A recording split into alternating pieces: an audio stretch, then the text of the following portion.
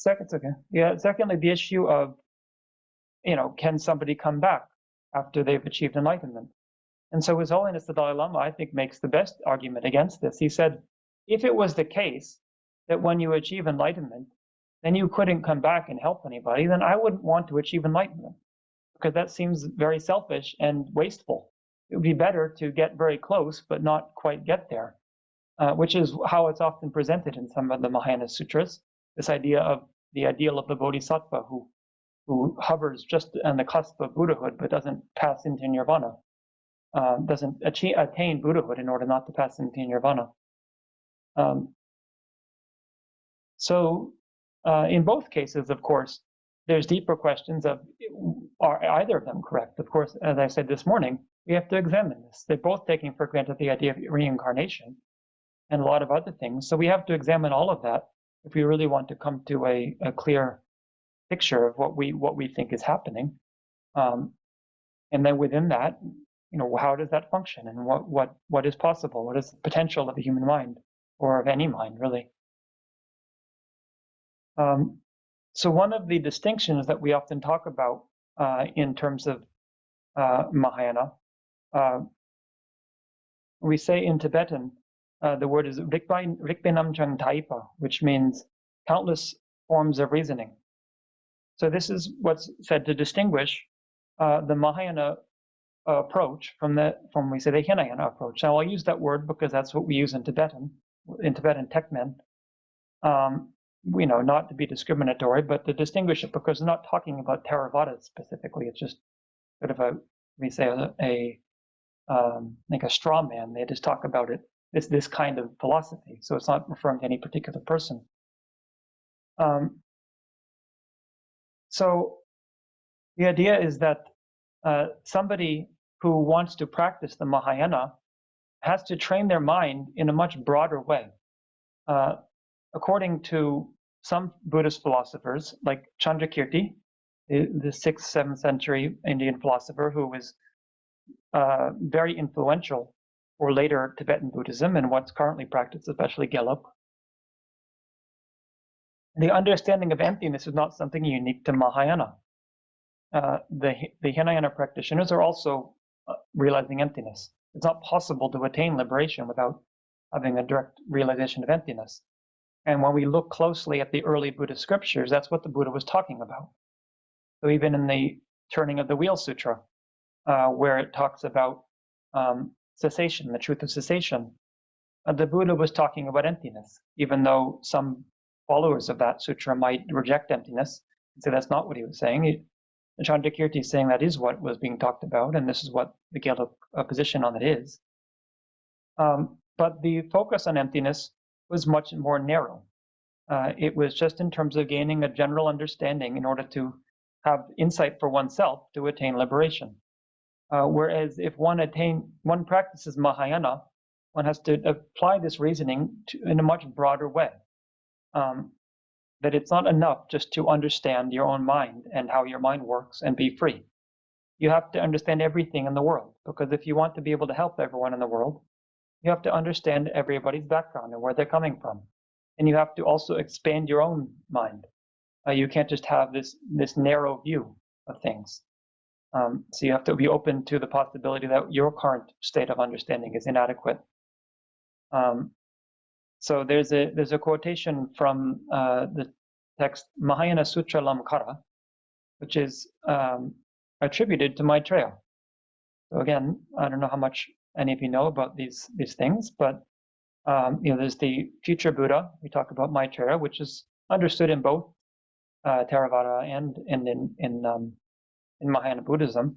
There's this idea of the future Buddha, but of course the difference is in Mahayana Buddhism, he's understood to be existing right now in order to be enlightened, whereas in Theravada that wouldn't work, because then he wouldn't be able to incarnate again.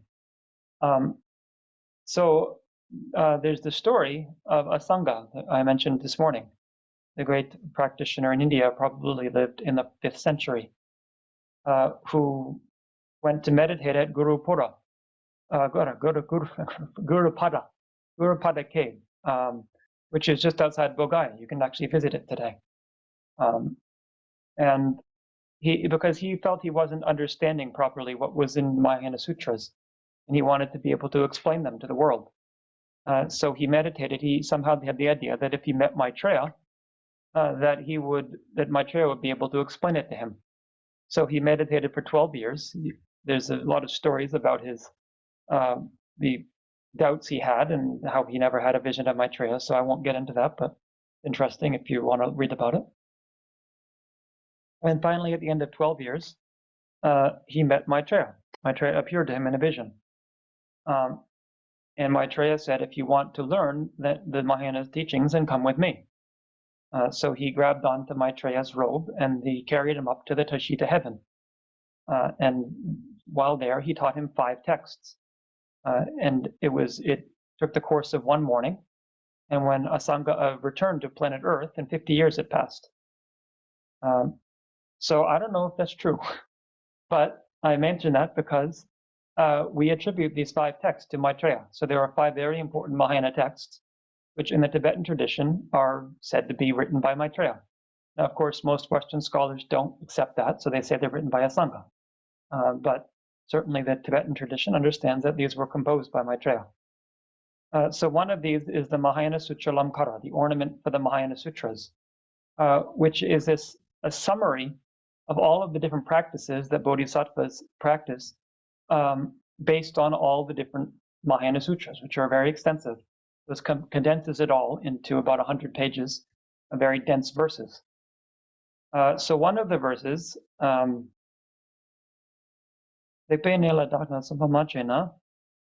Pacha kikyan tamchi keni migirwe, te tawena dendak sarchutang, it is sanctuary dagiretson sha. So this is, so if I don't train myself in the five sciences, then or if someone doesn't train in the 5 sciences, then even a supreme Arya being will not become omniscient. And therefore, in order to subdue others and to look after others, then I need to train in these. So it's saying that somebody who practices Mahayana, they need to not only learn about Buddhist teachings. So the 5 sciences was kind of a traditional Indian idea of all the fields of knowledge. So traditionally, there were, there was the science of artisanship, and then of medicine, and of grammar, and of logic, and then also of inner science, of meditation or Buddhism. So and there were also minor sciences, so those were kind of included here.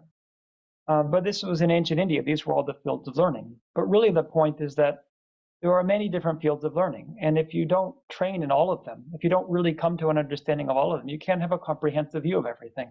It's not enough just to know Buddhist teachings.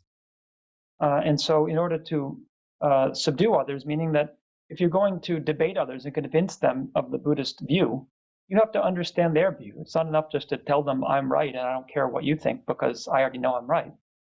And also to look after others in order to teach others. And if you want to have students, you have to know where they're coming from. So a bodhisattva has to train in a much broader range of knowledge than simply the traditional teachings. You have to have that as the basis. This was often emphasized, that you don't just think I'm the bodhisattva now and I don't practice the basic practices. I don't practice the Four Noble Truths. I don't focus on that.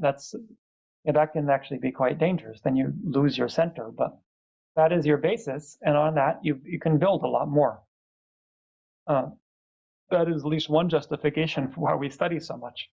Sometimes I wonder too. I've been in the monastery 17 years now, still waiting to really do some serious meditation. And some people might think, well, it doesn't seem like you're really practicing the Buddhist teachings properly. So sometimes we think the same thing. But this is part of the understanding, is that we're practicing Mahayana Buddhism. It's very explicit about that. And in order to do so, it takes a lot longer. So maybe in 5 years, I don't know. Maybe if we spent the first 5 years meditating, some of us would have become arhats already. I have no idea. But that's not what we're trying to do. we're trying to build something, build a much broader foundation, such that when we do have, some serious meditation, then something much more profound happens. And I use the example of my teacher of Rinpoche, who studied for 25 years or so, and then after that did 20 years of meditation. And he said to me, if you want to really achieve something, it's great if you want to do meditation, but it's better if you study first. And when you meditate, then it'll be a lot more meaningful. So that's the approach in Mahayana, is to build very broad basis, understand things from many different points of view. And then we have what we call universal responsibility. This is Holiness's term, but it's sort of the Tibetan term. He hasn't translated it per se, but I think it's the same idea. We say in Tibetan it's Laksam Nandak, which means the pure superior intention. So sort of like the word altruism in English. But the idea is that taking a sense of I'm responsible for everybody, not for all beings, not just for my own welfare. So thinking about the world and thinking about every action we do, that it's not just in terms of building up my own life and my own career or whatever, or my own family, or even my own country. It's about, having a very strong resolve, being very ambitious.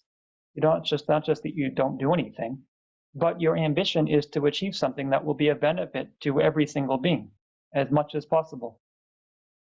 But then the question is, what is the best way to do that? What's the best way to be of benefit? And so, of course, the traditional answer in Mahayana Buddhism is that one needs to achieve enlightenment. That really, without that, then the help one gets will be very limited. But at the same time, we have to look at, what are we capable of at the present time? And some people might be more inclined towards other things. And for some people, ultimately, if we really believe in the Bodhisattva path, and we really want to practice it, then we have to have that aspiration. We have to think my goal is to attain enlightenment more than anything else. But it doesn't mean that we just put off everything else. We don't help anybody until we're enlightened. Sometimes, depending on our capacity in a particular lifetime, we might be more inclined to be more active in working for others' benefit in some practical way. And then some people might be in a position where they're more inclined to do a lot of meditation. And that's generally understood as the most expedient way, but only for somebody who that really is their capacity in this lifetime. So Bodhisattva might incarnate in many different ways.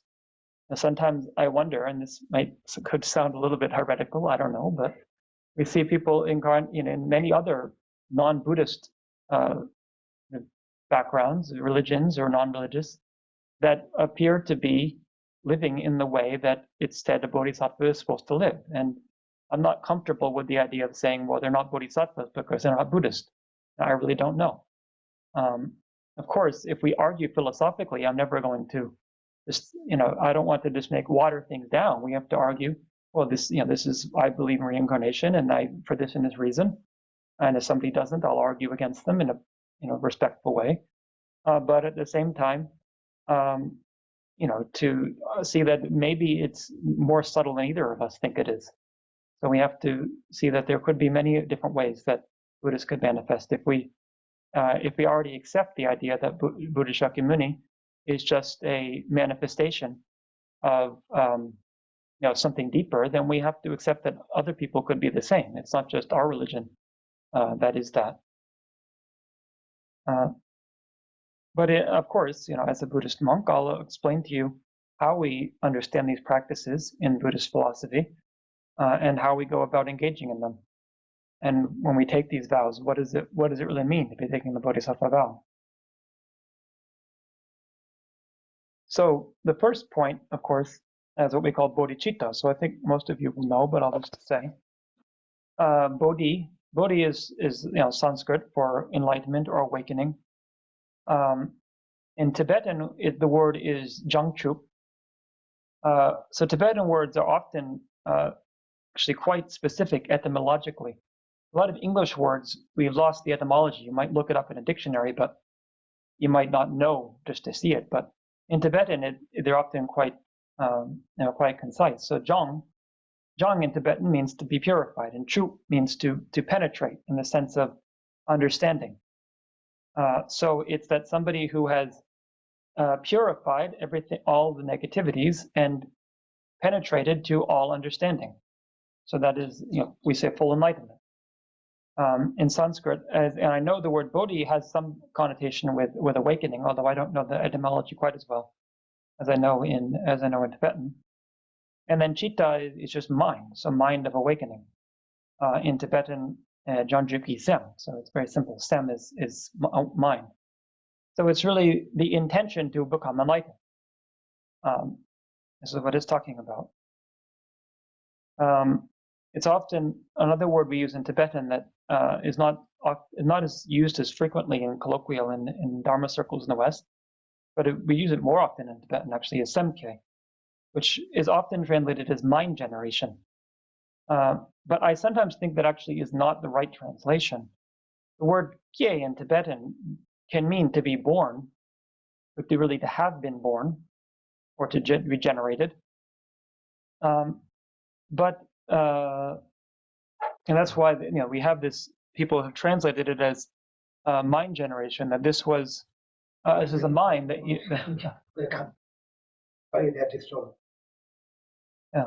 that one generates this mind. One generates bodhicitta. But at least one person, many of you might know, Bodhisattva Rinpoche, was a teacher a few generations ago. The teacher of my teacher, actually. He describes it as the word kye. He relates, because the word kye in Tibetan can mean more than just generate. It can also mean to expand. So he talks about it as like expansive mind, that you've expanded your mind. You're not just thinking about me and my problems. You're thinking about the whole world. So that would be a different way of translated mind generation, would be expanded mind, which I think makes more sense. Because we have, in Tibetan, the kye has we say bao is like a silent letter. So it shows that it's a past tense word. So it would actually, really, it shouldn't be mind generation if you're going to translate it. It would be generated mind. But what it is, that doesn't mean quite the same thing. Whereas expanded mind seems to make more sense. But in any case, the general presentation of this, I can talk about. We have the cause, what it actually is, the divisions of it, and the etymology, and the ways to generate it. So first of all, with the cause, what is it that causes us to generate this mind? So in our text, we study this in the 5th year of our study at Sarah. There are different. It's presented as how it's presented, for example, in the Compendium of Training. This is a text by Shantideva, an Indian scholar, or how it's presented in the Bodhisattva Bhumi, which is by a Sangha, and how it's presented in the Mahayana Suchalankara, which I mentioned before. And they all give different causes. So really what it says in the end is that all of these are kind of secondary causes. The main cause has to be great compassion. That is the only real cause that can bring this about. Because if we want to achieve enlightenment, it has to be based on the wish to do so for the benefiting others. It can't just be based on, that would be really cool to be enlightened, or I want to be the best person in the world. And that's not quite the right motivation. And it doesn't lead they can't bring the force of mind that is required for this. It's not going to be as long lasting. But there are secondary causes, and it's useful to think about those. And some of them are more like what I said before. So like in the Compendium of Training, he gives the example of like, you see the Buddha and how powerful he is, and you think, I'd like to be like that. Or you think about the teaching of the Buddha is declining in the world, and I'd really like to stop that from happening. So I want to become enlightened so I can help help things be better, which I also think of it just as like, you see the situation in the world right now, and you think, I'd really like to be able to help, which is a good motivation, and it actually can be very helpful as a auxiliary. But in some sense, it's still limited, because it's saying, it's thinking more only about this life or this particular situation. So if things got better in the world, would you say, okay, now I'm okay, I made everything better, the world peace, so I don't need to get enlightened? But of course, in Buddhism, we understand that unless everyone else is free of samsara, that's only a temporary thing. Even world peace is not the final goal. And then it talks about, I mentioned this morning in terms of refuge, but the same idea about the cause that comes from cultivation in a previous life versus cultivation through one's effort now, or cultivation through the intervention of somebody else, which means that you have a really strong relationship with a teacher. And when they're around and they're encouraging you, you develop bodhicitta. But when they die or you're no longer close to them, then your motivation starts to wane. So that's also considered unstable. And the one about the current effort is also considered unstable. The more stable one is when it comes from cultivation in the previous life, because it's already kind of ingrained, and then the person will naturally tend towards that. But again, the main cause has to be, first of all, compassion, and then also on that basis, faith in the possibility of being a Buddha. Because if it was just that I have great compassion, but I don't believe that there's such thing as a Buddha, then I'm not going to have an aspiration to attain that. I'll think, well, I have great compassion, so I want to practice a lot of charity or be a great doctor or something like that, which is a positive motivation, absolutely. But it's seen as still limited, that in your ability to help somebody, even if you're the best doctor in the world, you can't stop people from dying. And so can you give them something that's going to continue helping them after they die? So then we have also actually on that basis, I should talk about, it said also we have to have a mental basis, say, which means that you have, basically somebody has to achieve, we call it the union of calm abiding and special insight. So it's not enough just to have an intellectual understanding. Somebody has to have very strong meditative ability in order to generate such a mind in an uncontrived way. So you have to transform the mind in such a way that this happens spontaneously. It's not just something that happens once in a while when you're really focused on it, but just happens as spontaneously as our ordinary everyday desires and emotions. That it's just every time we think about it, or even not when we're thinking about it, but when we wake up any time of day, there's always this underlying sense of wishing to attain enlightenment that can only come about through prolonged meditation. So then we have the we say the mo in Tibetan, which is like essence, or what it actually is. So it said quite simply, bodhicitta. This is actually from the another text by Maitreya, one of these 5 texts, the Abhisamaya Alamkara, ornament for clear realization.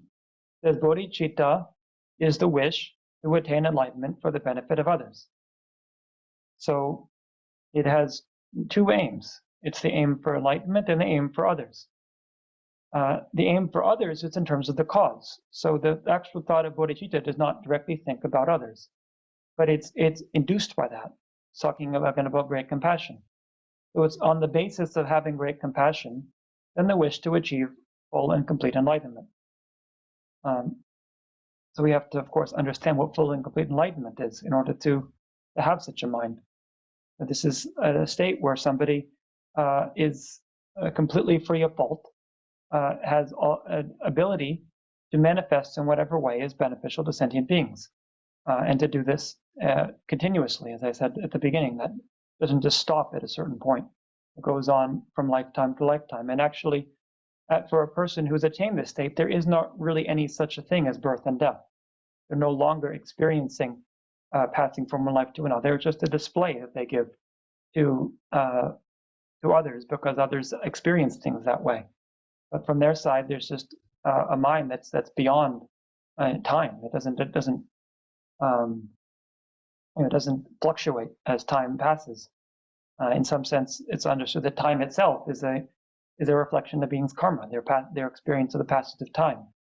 This mind is outside of that, but is manifesting in that within that realm in a way that is benefiting others in whatever capacity in both short term. So if a being is not ready for teachings on the path to enlightenment, can just manifest in it as a teacher in any capacity, or even in the animal realm as an animal that helps other animals to behave in a different way or to get out of a difficult situation. And so to be able to do that in accordance with other beings as long as you wish and in whatever way is best, effortlessly. So, of course, is such a thing possible? Most people would say no, and it's probably good if you initially say no. Otherwise, it seems a bit of a jump from our ordinary experience. But that's, as I said, why we have to think about these things. Why we study it for so long. To really gain some confidence or some sense that this could be possible.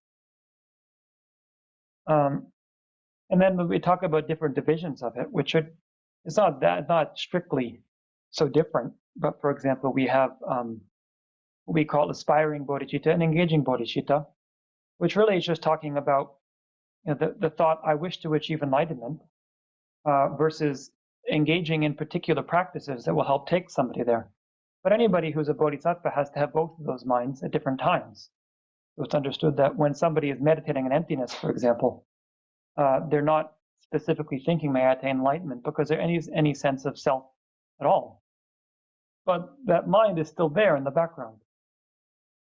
It's like, and this is actually a bit of a contentious point between different monasteries, but at least in Sarajay, we talk about non-manifest minds. So it's sort of like a subconscious mind that's still functioning. And this is the aspiration is still there, but it's not actively engaged. Whereas somebody who's not meditating, who's in ordinary waking consciousness and is engaging in generosity or practice of patience and things like that, then that becomes engaging bodhicitta. And some of you might have also heard about so bodhicitta like a ferryman, bodhicitta like a king, and bodhicitta like a shepherd. Yeah. So this has to do with sort of different frames of mind. So it's saying if you're like a king, it's a thought, may I first attain enlightenment, and then I'll lead all other beings to enlightenment. And like a ferryman, the component who rows the boat over the water, it's that we all get there together. And then somebody like a shepherd, it's the thought, I want to shepherd everyone else into enlightenment, and I'll get there last. So there's a lot of debate about this point. There's one Tibetan scholar named Chomden Rikrel who lived in the 13th century, I think. So he said that the one like a king is really bodhicitta. The other ones are actually wrong. There's no such thing, because you can't do that. And so Tsongkhapa takes up this point. He says, generally, yes, he's right. It's not possible. It doesn't make any sense to think I'll attain enlightenment along with all other beings, because I can't lead anyone there if I'm not enlightened. Even more so, think I'm going to lead everyone else there, then I'm going to go there myself. It's not really possible to do that. But he says you shouldn't just dismiss this as some kind of, because I think Chomden Rikrel, he kind of dismisses it as some other person wrote this in and it's not the Buddha's teaching. He says, well, but you have to look at what they're talking about. It's a way of training the mind, that you don't literally believe that I'm going to be the last person to achieve enlightenment, but you have that attitude that others are more important, and I wish I could be the last one. I don't want to achieve it before everyone else, and I don't want to be the best, and I don't want to have this arrogance. Because really, you do need to have that king-like bodhicitta. There has to be a sense of, I'm going to do it first in order to really do it. But then the danger is that you start having some pride about what you're doing, and I'm the best person because I'm going to be enlightened soon. And so to train in the mind where you have this sense of being the last one to do it, it says actually this helps you to achieve it more quickly, because you diminish the obstacles, which the main obstacle is a sense of the self-cherishing, of being the most important person.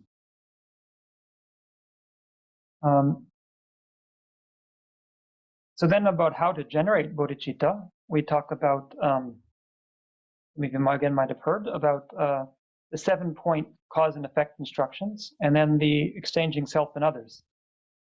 So those are considered the two main strands that came from India.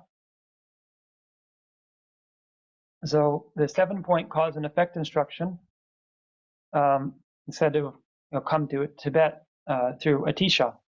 So some of you might know the story of a teacher going to his teacher, Serlingpa, who lived he actually was today Indonesia. This is Sumatra, yeah, Sumatra, that's right. So that at that point was a Buddhist country, or at least had a strong Buddhist presence. And so this idea of, starts with visualizing all beings as being one's mother, and then wishing to repay their kindness, things like that. Versus the exchanging self and others, which is talked about in Shantideva's text, the Bodhisattva Vows, which has to do more. It's more with reasoning. It said that the 7-point cause and effect instruction is more for people who are inclined towards more of an emotional approach. That it's thinking about your mother and the emotion you feel, and then expanding that to others, versus using reasoning, seeing, well, I wish for happiness and this other person does too. Why is it logical to only think about my own happiness and not care about others?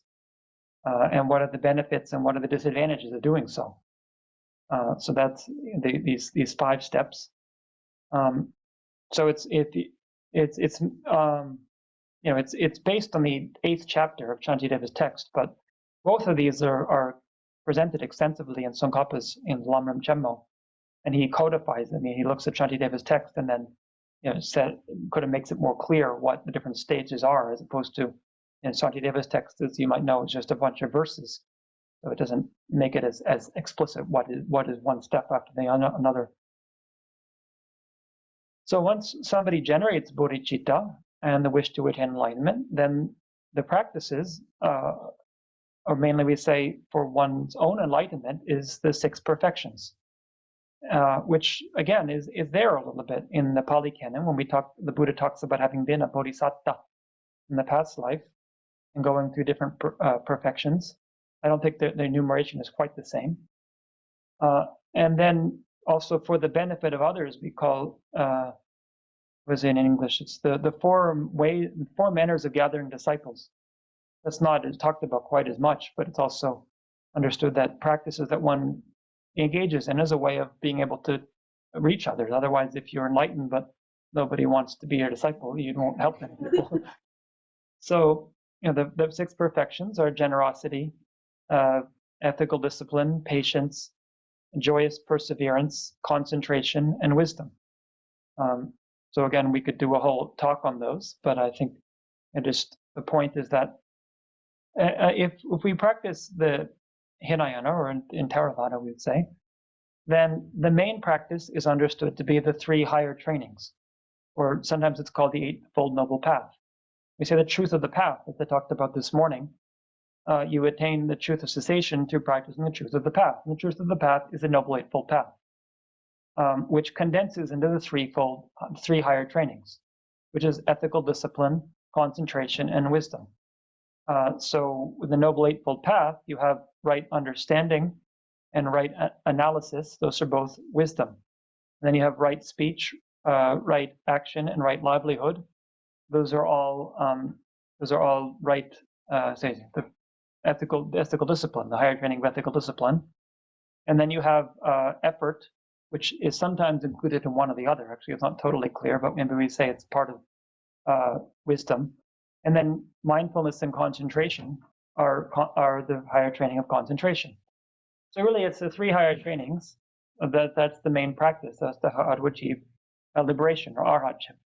So in the Mahayana, then it's the 6 perfections, which is they're condensing into these that really, of course, concentration and wisdom and wisdom, but then the first 4 could be considered, at least the first 3 could be considered part of ethical discipline.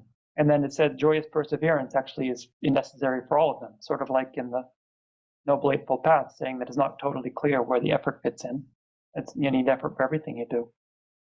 But it's a different kind of ethical discipline. This is, the second one. The second perfection of the perfection of ethical discipline is divided into 3. If you see in the Lamrim, there's the morality or the ethical discipline, however you want to translate it. It's the same thing. The word in Shila in Sanskrit and then Sultram in Tibetan. There's the ethical discipline of of restraint, and then of gathering virtue, and of enacting the welfare of others. So all of the Bodhisattva vows that we'll talk about fit into one of those three. So really the Bodhisattva vows are a very expansive way of talking about that second perfection of ethical discipline. And then we have they said, the four manners of gathering disciples, which are basically to speak pleasing words, to give people what they need, so give beings the requisites that they need, and then to act in accordance both with what you say, so sort of practice what you preach, and also to act in accordance with what is considered proper in the world, and then to enact the welfare of one's students, of one's trainees. So do things for them. If you help your student to do normal things, then they'll respect you more and they'll want to be your student. So it's not a way of coercing somebody, but it's just good advice for if you really want to reach others. It's not enough just to teach them from high. You have to get involved in their life and help them with whatever they need. So then as for taking the Bodhisattva vows, so I said we have the aspiring and then engaging bodhicitta. And so also talked about taking the vow of aspiring bodhicitta and taking the vow of engaging bodhicitta. But honestly, I've never heard of anybody just taking one. I've never heard of anybody saying, I'm going to take the vow to aspire for enlightenment, but not actually take the vow to engage in the practice to get there. It would seem that you're contradicting yourself. But also, more to the point, I've never really seen a ritual specifically for just taking the aspiring bodhicitta. So some people say we have this verse that we recite before the teachings, like in the Buddha, Dharma, and Sangha, until enlightened, I seek refuge through merit from giving, and so forth. May I attain Buddhahood. Some people say that that is the vow of aspiring bodhicitta. But some people argue, which seems to make more sense to me, that it's saying through giving and so forth, which is the activities. So it's really combining both of them. So it's not totally clear if that is just one of them. But then for engaging bodhicitta, we usually say that the standard verse that we recite comes from Shantideva in his third chapter of his text. So so it's like just as the previous Buddhas, Sugatas, generated bodhicitta and then engaged in the activities to achieve enlightenment, so likewise do I generate bodhicitta and engage in the activities to attain enlightenment. So reciting that. Just again, if maybe some of you don't, probably most of you don't, but if any of you do recite the 6th session Guru Yoga, then it's the verse 1 is the first thing I talked about, and the verse 4 is this one. It's actually taken directly from the Bodhisattva Charyavatara. So when somebody takes Bodhisattva vows, usually it includes both, that you attain both aspiring and engaging bodhicitta. And one important distinction here between this and the refuge vows is that when somebody takes the refuge or the pratimoksha vow, really, it says from now until I die. The understanding is that when you die, you lose your vow. It's not like a bad thing, but it's just naturally that, like, when I die, I'm no longer a monk. So in the next life, if I incarnate again, I'm not just a monk when I'm born. I have to, again, take the vow. Whereas the Bodhisattva vow says from now until I'm enlightened, which means that you don't lose the vow when you die. And it's understood that if somebody takes this vow sincerely, then in the next life, they'll naturally be born in a situation that will allow them to continue those practices, and they'll encounter them, and they'll be drawn to them, and they'll take the vow, but it won't be as though they're taking something for the first time. It will be like reawakening something that was just dormant.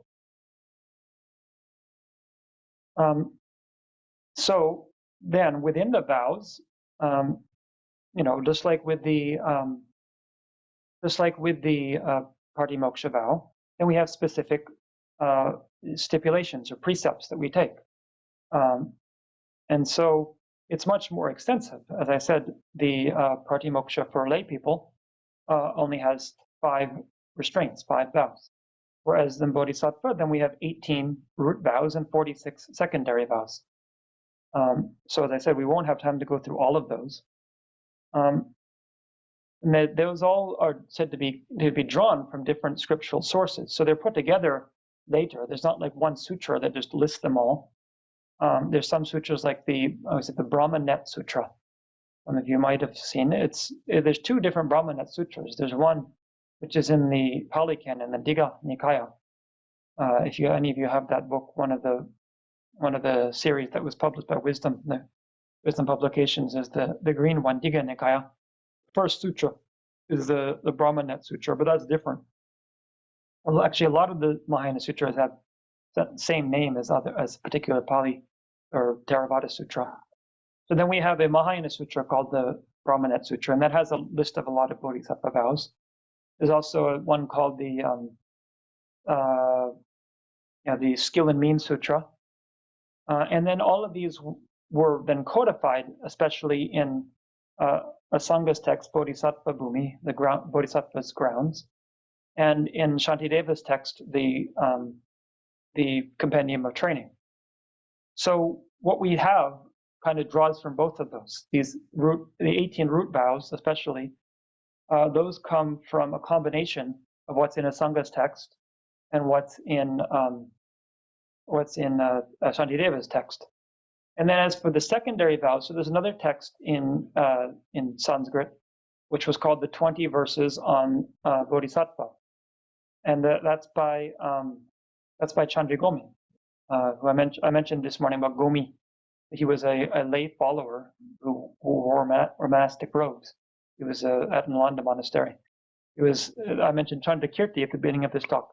They had a lot of famous debates because Chandragomi was a Chittamatra, mind only, and Chandrakirti was a Madhyamaka, middle way.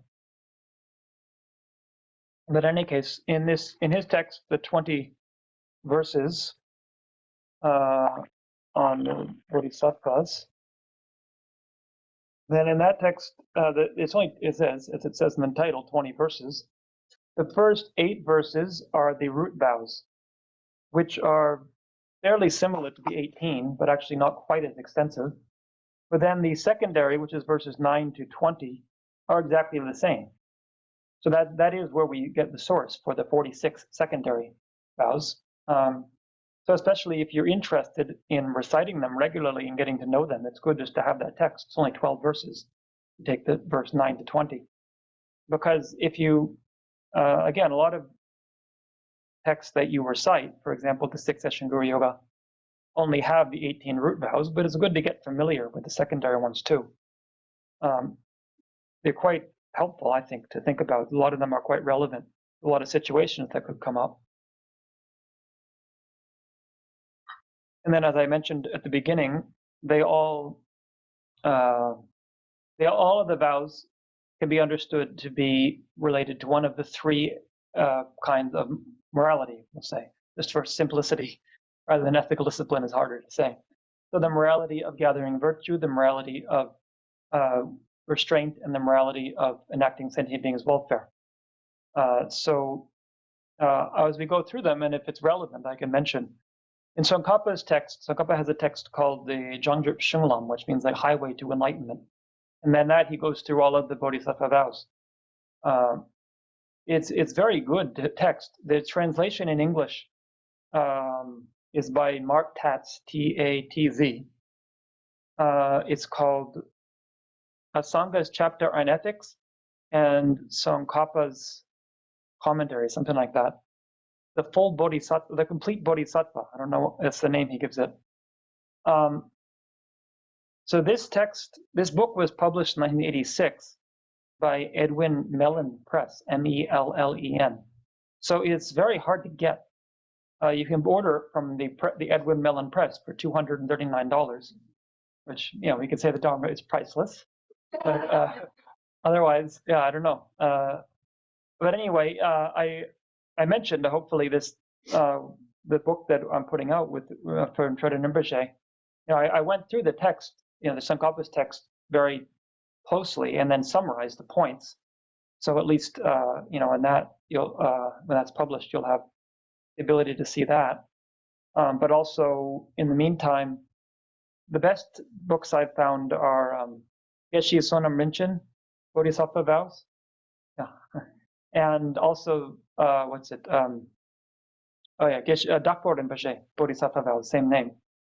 So those both go through all of the Bodhisattva Vows in quite a bit of detail, and are probably a lot more readable than Tatsu's translation of Tsongkhapa. I didn't read it closely enough to say whether I think there are mistakes. I don't think it's wrong per se, but a lot of it was just very, it wasn't so readable, I found, in English, whereas in Tibetan it flows a lot more easily. But it has a lot of details. So if you're really interested and you find a way to get that book, there's a lot of details that you won't find in the other ones. So before we get to the vows individually, as I said, I would go through a little bit in the middle length Lamrim, just some other points about the taking the vows and so forth.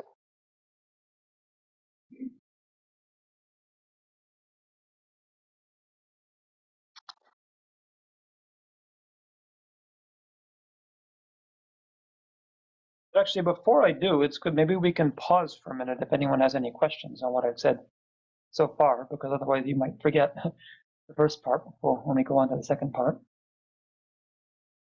Yes. Venerable the Mahayana text French name. Oh, so the Brahma net you were saying? Yeah. So Brahma, yes, it's Sampe Trawa in Tibetan. So Brahma, I forget the word for net in Sanskrit, but anyway, if you look in the Digha Nikaya, which is there's the Pali Canon. It's all published by Wisdom Publications, and one of them is the long discourses of the Buddha. It's called Digha Nikaya, and the very first sutra in that is called the Brahma Net Sutra. And then there's a Mahayana Sutra, which you can get for free from the corporate body of the Buddha. It's a Taiwanese publisher, and it's called Brahmanet Sutra, and that's the Mahayana version. Yeah. The Pali one's also very interesting because that's about the 62 wrong views. It's like all these different views that people develop about the way the world exists based on the meditation experiences, and the Buddha talking about how they're mistaken and how they have a limited perception of things. So that's actually quite important too. But yeah, it's a totally different topic. It has nothing to do with the other one.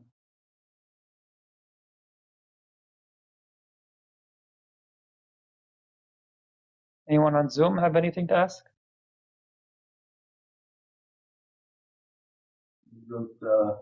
Does taking the Bodhisattva vow require taking all 5 lay vows, or cause one to, by default, take all 5 lay vows? That's a very good question. So, yeah, there is a question about whether you can take the Bodhisattva vow without having taken lay vows. So there's a quotation that's given from Atisha, his text, the Lamp for the Path to Enlightenment, which he wrote for the Tibetans, where it seems to say that you need to have the basis of having the pratimoksha vow. But our tradition understands that to be that's the best basis. It's really ideal if you can have the pratimoksha vow first. But one very strong argument against that is that it's understood that any sentient being can take the Bodhisattva vow, whether they're human or God or animal, which again is Naga. It'd be harder for a dog to do it. Based on their ability to understand what's being talked about, or a ghost or whatever. And only human beings can take the pratimoksha vow. So I said refuge is different, but pratimoksha vow only a human being can take. That's explicit in the pratimoksha. And so obviously if someone can take it who can't take a pratimoksha vow, then you have to be able to take it without taking the pratimoksha vow. But generally it's encouraged, because we have the opportunity and we have the ability to take the pratimoksha vows, that it is a good starting point.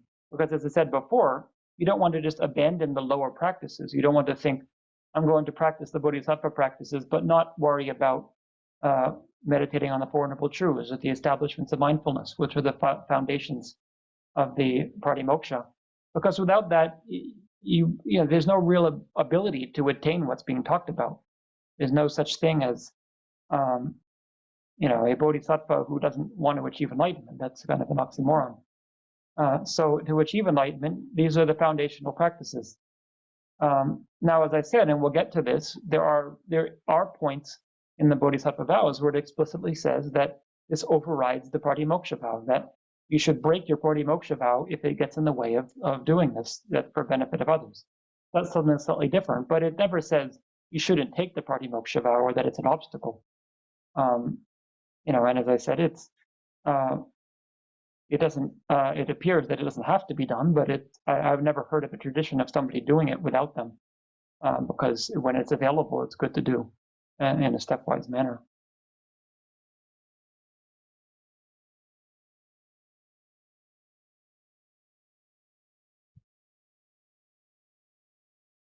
Okay, yeah, if there's no other questions, I'll continue with this.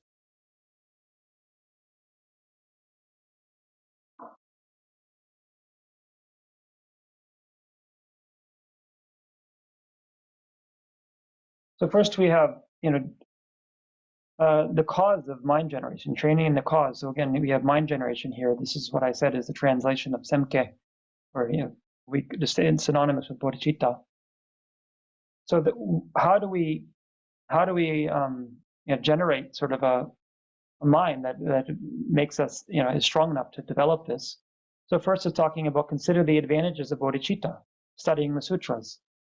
So it talks about different sutras that you can study. So it's about really getting a clear understanding of what they're talking about. It doesn't just mean reading them and believing them immediately, but first of all, understanding what they are saying, and then asking, is that true, and examining that.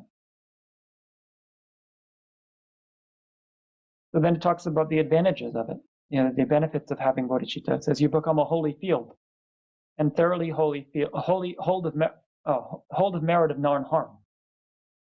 And then you become an object of veneration. So as it says in the Bodhisattva Vatara, that the world with its gods and humans will bow to you.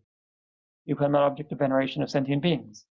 You become an exalted being, that you outshine the arhat by way of lineage, meaning that the example that's given in the sutra is that you have a king and his ministers, and then the prince, who's a baby boy. So at the current time, the ministers are a lot more effective in running the country than this baby prince.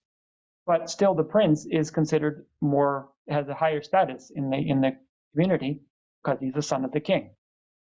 So likewise, a bodhisattva who's a beginner, even though his or her realization is not nearly as developed as a Hinayana arhat, it's still considered a more exalted being because this is somebody who is a baby Buddha and will eventually become a full Buddha. And you become a field of merit due to yielding limitless effects, even doing minor meritorious actions. And you become a support for the whole world. You're like the earth. Like in accordance with that statement, you become like a father of beings. And you're guarded by protectors.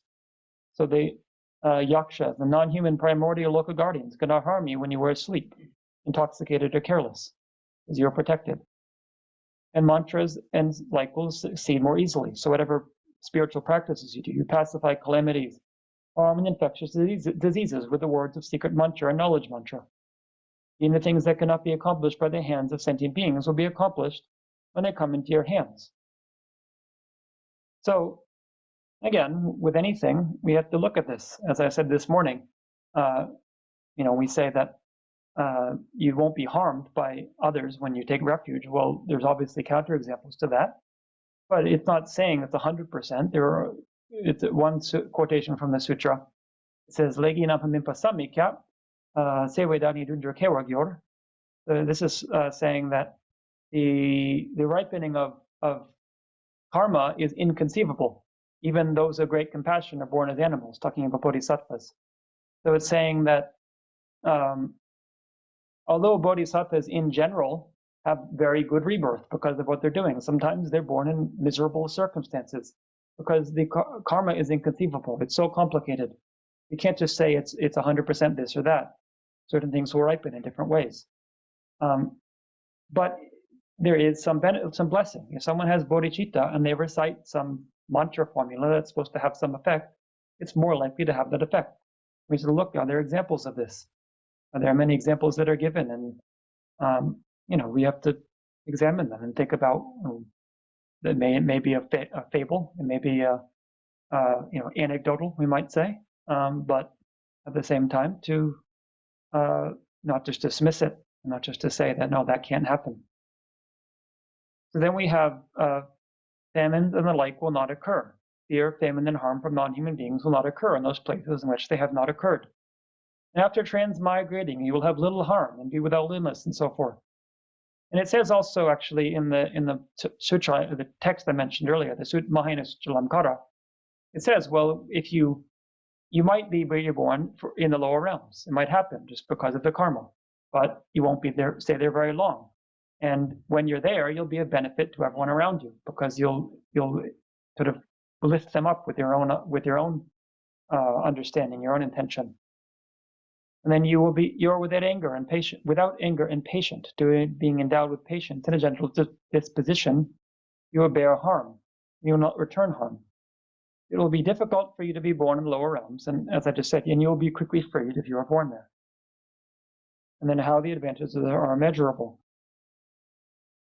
So it just goes on for quite a while describing a lot of the benefits. Now this, again, isn't meant that we venerate Bodhisattva and you think I'm so great because I have all these benefits, but it's to generate a sense of enthusiasm for this. This is really something profound and monumental. We can achieve this and to having an aspiration to do that. So then it's talking about how to train once one has generated this mind. So it says every day 6 times you should generate the mind of bodhicitta. You should again recall your intention. So again, if you do 6-session Guru Yoga, this is part of that practice. It's that you recite something and then generate that mind again. And that you should train in and not give up aspiring and the aspiring mind, bodhicitta. And then not giving it up to total delight of that, like finding a jewel in a rubbish heap. So it's saying that a sense of how worthy this is. So at Shantideva, he says, just as a beggar finds a jewel in a heap of rubbish, just so this spirit of awakening has somehow risen in me. We think that of everything I've done in my life, this is the most important thing that has happened to me. This is the most precious jewel that I possess, is this mind of bodhicitta that I've generated. So there's nothing more precious for me to protect or to continue to enhance. Tsongkhapa says, think what I have found is absolutely amazing, and I will not give it up under any circumstances. And then training and increasing the aspiring mind generation. So it is not merely not to give it up, it must be reinforced. So it says 6 times each day to perform the ritual. So again, to recite in the Buddha, Dharma, and Sangha until enlightened and go for refuge and so forth. And training in not mentally abandoning any sentient being for whose welfare the mind has been generated. So of course, if you think I'm going to achieve enlightenment for all sentient beings, then it doesn't make much sense to then abandon some of them in your behavior. Shantideva talks about this in the 6th chapter of his text on patience.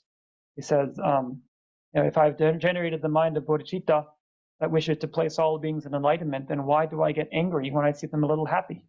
It's if I get jealous of somebody else's happiness, it doesn't make much sense if I consider myself a bodhisattva. Or if I wish for enlightenment, which is praised in the 3 worlds, I wish that for all beings. And then when I see them receive a little praise from somebody else, why do I burn with envy? Doesn't make any sense.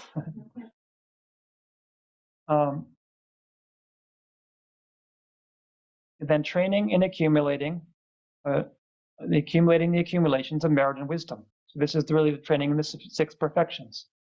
Merit has to do mainly with the first 4 perfections, wisdom with the 6th perfection, and then concentration, the 5th, is support of that. And training in the cause of not being separated from bodhicitta again in future lives. So this is what, here he's translated it. This is, I think, Philip Quarko is the translator of this, but he translated it as the 4 non-virtuous practices that cause it to degenerate, and the 4 virtuous practices that do not allow it to degenerate. But really the word in Tibetan, nakpo choshi and karpo choshi, it just means the 4 black dharmas. That's how you might have seen it. I think in the Lamrim Chenmo they translate it that way. There's the 4 black dharmas and the 4 white dharmas. So the 4 black dharmas are deceiving one's abbot, master, guru, or those worthy of offerings.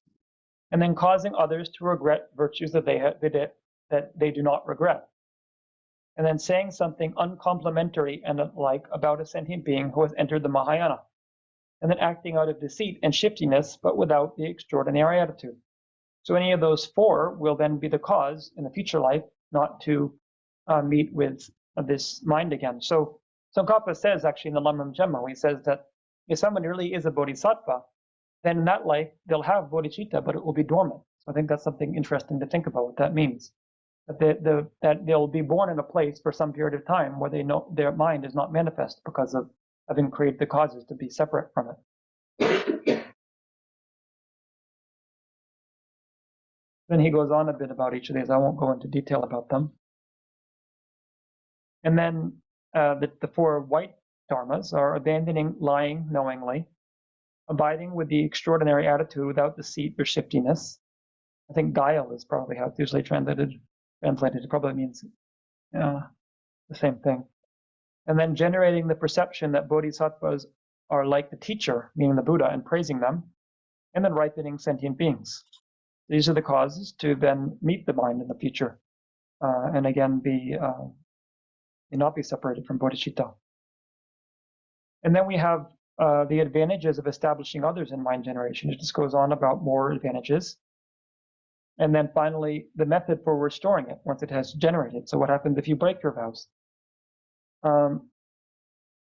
So we'll talk about this more with the when we talk about the vows individually. But first of all, we have what's called the four binding factors. So we have the 18 root bodhisattva vows, but if one breaks them, it has to be done with these four binding factors present to fully break the vow, except for the 9th one, which is to have wrong views, which means you don't believe in karma, basically, or don't believe in the 3 jewels. It doesn't mean that you question it. That's an important point, and I'll talk about that. But it means that you make the firm decision, this is bogus, I don't believe in this, it's wrong. And then abandoning bodhicitta, which is pretty obvious. If you abandon bodhicitta, then you can't be a bodhisattva. So the other ones, they require 4 binding factors. So you have to not see it as negative. You have to take delight in doing it. You have to have no sense of shame in doing it. And you have to have not abandon the wish to do it again. So if you have all 4 of those, which really means you're pretty strongly just given up your aspiration, then if you engage in any of the 18 actions, then you lose the bodhisattva vow. But without any of those, with only some of those and none of those present, then it's much lighter. So it said the most important one is to see it as negative, to recognize that this is not a good thing to be doing. And even though you can't control yourself, and I'll talk about that because there's a bit of the division of them, like which is lighter and heavier. You have 2 or 3, and which ones you have. So if you don't see it as negative, then it becomes very heavy. But if you at least have one of the other ones, it doesn't fully become breaking the vow.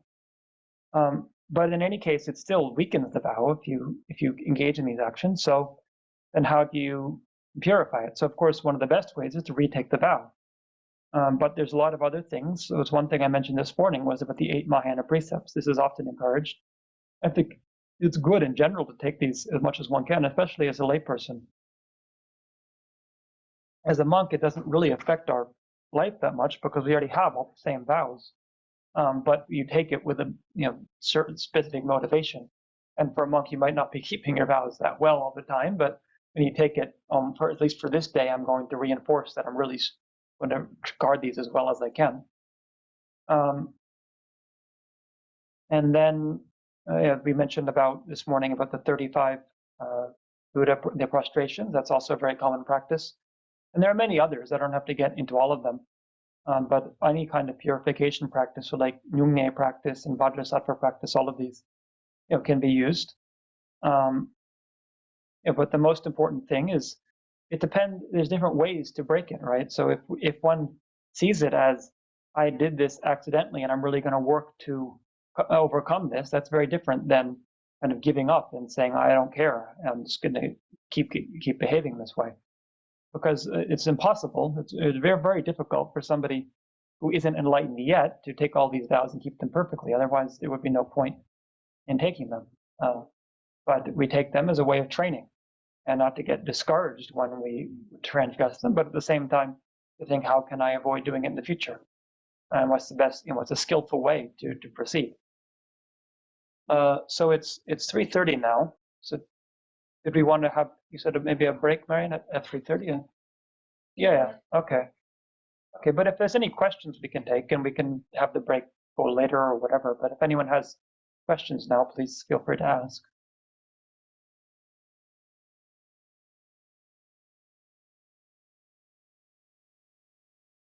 Yes. Little tangential, but you had said something that you had prefaced by saying, maybe it sounds a little heretical, but about someone in another religious tradition and sort of embodying Bodhisattva values. I want to hear what was. Well, it's like technically in the Buddhist philosophy, it's like if somebody is a bodhisattva, they should believe in reincarnation, and they should believe in the three jewels. So people who are more strict about what they accept will say that no, someone couldn't be a bodhisattva and have a Muslim worldview. It just doesn't fit with that. But for me, it's just hard for me to because often it's presented, and we have to say this when we debate, because we can't get ourselves into a corner where we can't get out of it. That if somebody has entered the path, for example, meaning they have a non-contrived renunciation, a non-contrived bodhicitta, then they have to be a Buddhist. This is just kind of axiomatic. But it's very hard for me to accept that it's like, oh, the Buddhists are way up here, and everyone else from every other religion is just at the start line. It just doesn't seem to fit with what I observe in the world. And so, it seems to me that there could be a much sort of a broader way of thinking about it, that it's not just about what someone manifests in their belief system in that life. It has to do with the way that they relate to the situation they're born in. From the perspective of conduct only, or obviously you'd have the view. Well, I guess also it's that as I've alluded to, sometimes I think, of all the religions, I find the Buddhist view the most conducive. That's why I'm a Buddhist. But I don't take it to necessarily be the final view. There could be a lot of things about Buddhism that might in the end turn out to be provisionally true. We have to always be open to a deeper truth that is beyond what we currently are capable of perceiving or understanding. I was just curious about that. Yeah. Yes. That's a very much logic with Jesus Christ being Buddha. Yeah, it would seem to me, if we look at historical figures, of course, I'm not in a position to name who is and who's not, but certainly historically, Jesus Christ is a very strong candidate, and I think also Muhammad, from reading his life story, and those are obvious ones, but there could be many others, and there should be many others. Otherwise, actually, there's some problem with the Buddhist philosophy when it says bodhisattvas appear in different realms depending on the capacity of beings. If there's no one that we can point to, then it doesn't seem to make any sense.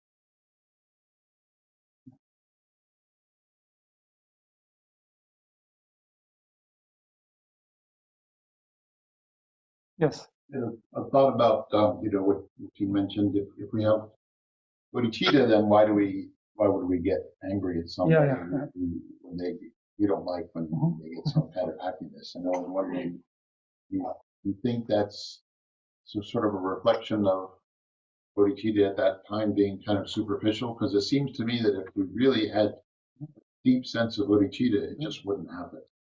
Well, it even talks about in the text about bodhisattvas who get angry and they destroy their roots of virtue. And it said quite explicitly this happens at least up until the path of preparation, which is fairly far along the bodhisattva path, because the mind is very vast. It's like somebody could have cultivated one part of their mind very strongly, but there are still blind spots, and there's still parts that need to be cultivated. And this perhaps has to do with why it says that bodhisattvas can be born in these miserable realms. That some part of their mind is not fully integrated, and that needs to be express itself and be experienced for them to learn to come to terms with that. So Shantideva himself, when he's saying this, it obviously happens. People have the aspiration for enlightenment, and then they get angry or jealous of somebody. But it's sort of a reminder. It's saying, look, think about it. You take this vow for enlightenment, but you're getting angry, and you think about that yourself. It can be very helpful to see how silly it is. Why am I getting jealous of this person? How does that help me? But until very advanced levels, these things continue to happen.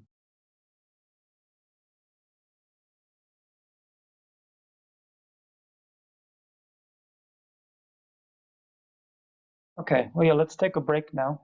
Maybe it's 3:37, so yeah, let's come back at 4, if that makes sense.